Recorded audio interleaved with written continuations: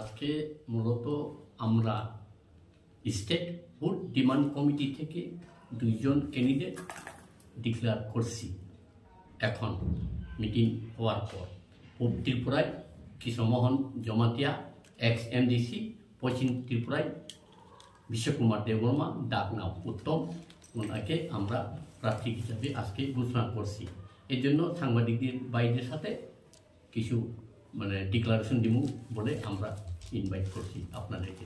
কি মনে করেন এই লোকসভা নির্বাচনে কেন কোন ইস্যুটাকে সামনে রেখে আপনারা এগোচ্ছেন?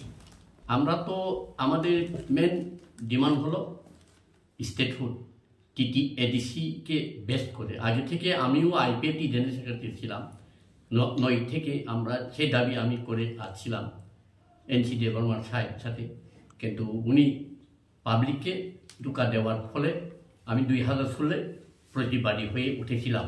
কিন্তু IPFT বা পাবলিকরা যে সময় আমরা সত্য কথা উদ্ঘাটন যখন করেছিলাম তখন আমাদেরকে বিশ্বাস করিনি।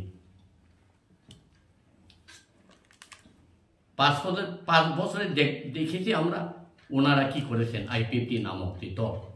এবং আবার মহারাজা প্রদ্যুৎ কিশোর দেববর্মার নেতৃত্বে ত্রিপুরা মঠা 2021-এ গঠিত হয়েছিল গ্রেটার ত্রিপুরা ল্যান্ড নামে, এবং এডিসিতে পাওয়ারও উনি তার দল কায়েম করেছিল এবং বিধানসভায় 13টা আসন পেয়েছিল।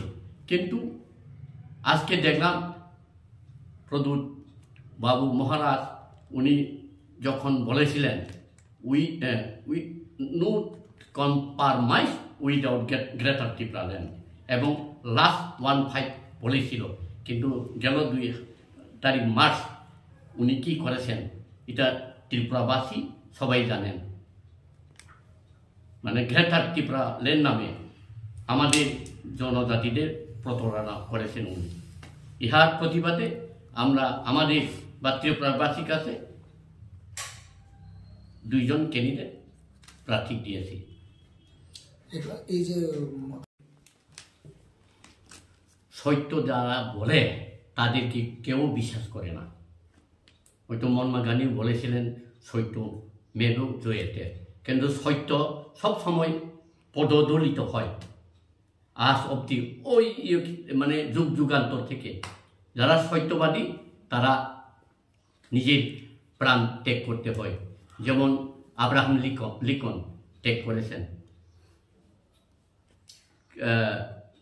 মহাত্মা গান্ধী ত্যাগ করেছেন, মার্টিন লুথার কিং ত্যাগ করেছেন, এবং নেতাজি আসতে পারেনি। ঋষি অরবিন্দ উনিও পারলেন না, যেহেতু ওনারা সত্যবাদী।